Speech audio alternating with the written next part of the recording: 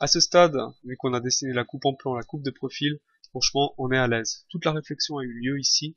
Il n'y a plus qu'à tirer des traits de construction pour tout reporter.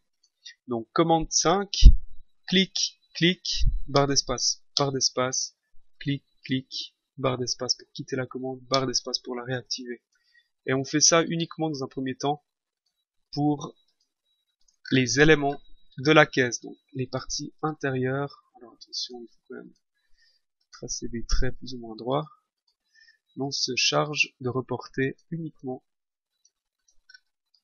les éléments de caisse. On s'occupe pas du tout des faces. Ça ne sert à rien. Voilà. À ce stade, bon, allez, un petit coup de truelle là aussi. Les 100 mm, on les a déjà dessinés avant, donc on les reprend comme ça par extension. Et puis ceux-là également, clac. Profitez de ces petits repérages verts en trétier, ça évite de refaire 3 fois le travail. À ce stade, on construit la caisse à l'aide de rectangles, côté gauche, côté droite, le dessus, la séparation fixe, le fond, le rayon. Alors attention, le rayon 1 mm de jeu à gauche, là j'ai fait une extension qui fait partir mon rectangle à 1 mm, ici, clac, je le retire d'1 mm, voilà mon rayon, j'en ai un en bas, très bien, je vais quand même en mettre un en haut, c'est encore mieux. Et puis à ce stade, le socle est à dessiner. Alors attention, le socle, son retrait à gauche était défini, on voulait 10 mm, voilà les 10 mm par extension, et à ce stade je suis obligé d'indiquer les cotes, donc toujours 19 d'épais, virgule, moins 80 de haut. Mon socle de gauche, tout naturellement, je vais faire une symétrie pour passer à droite. Là, il est bien placé parce que le côté de caisse qui reçoit toute la charge de ce qui sera mis dans le vaisselier repose sur ce socle, donc repose au sol. Et puis le fond repose également sur ce socle. Donc là, on a une construction solide. Donc je la garde pour la partie de droite. Je sélectionne mon côté, commande miroir, repérage du centre, je clique, je définis l'axe de symétrie, deuxième clic. Mon côté gauche disparaît, c'est normal. On me demande si je veux le garder, oui ou non. Et je tape sur Enter. Ce côté de socle, pour le poseur, s'il est comme ça à droite, ce sera peut-être pas pratique. On va lui mettre le même retrait que le dos.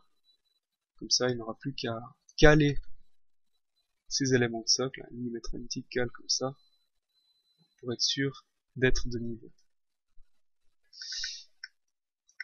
À ce stade, la coupe en élévation est terminée. C'est faire alors qu'est-ce qu'on en fait? Tout naturellement, on en fait une copie. Je la copie pour en faire une vue. Alors attention, la vue c'est une caisse dont on voit le côté gauche. La vue, c'est une répartition quand même à respecter entre la porte du haut et la porte du bas. Attention, ces deux éléments ont toujours ce décalage de 3 mm pour la porte du bas comme pour la porte du haut. Donc là, je repère, extension jusqu'au prochain trait de construction, la porte du haut. Et puis qu'est-ce qu'on a? On a encore une dilate.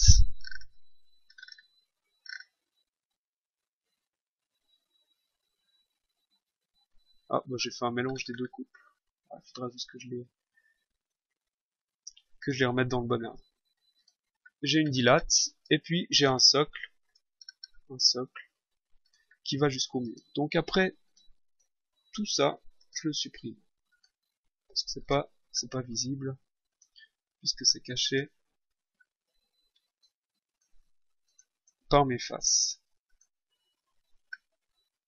Attention, le portillon du haut est est assemblé. Alors là, plutôt que de dessiner un montant, une traverse,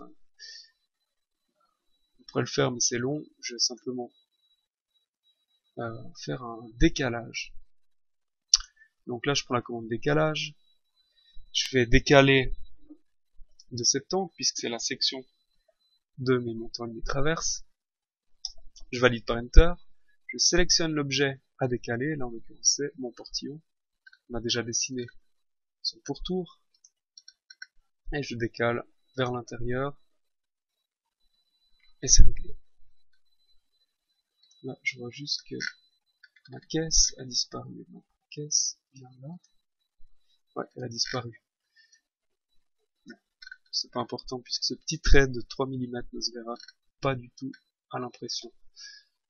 Après, si on est perfectionniste, on peut éventuellement indiquer l'arasement. On pourrait même indiquer cet arasement un peu plus clair, en gris par exemple.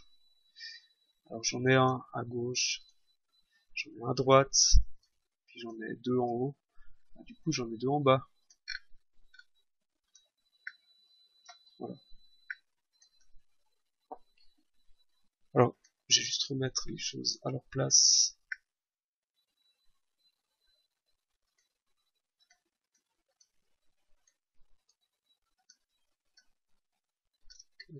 L'alignement.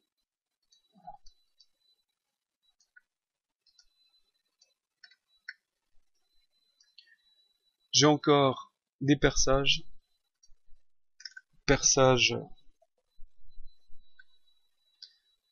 Pour mon portillon du haut.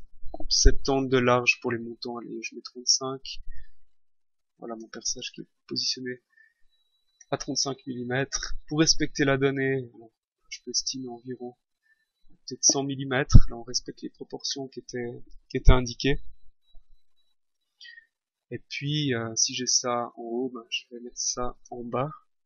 Donc une symétrie ici à 2 mm du bord de mon portillon. Enter. Je trace mon axe de symétrie. Clic. Enter. Est-ce que j'ai bien 100 mm? Ça joue. C'est tout bon.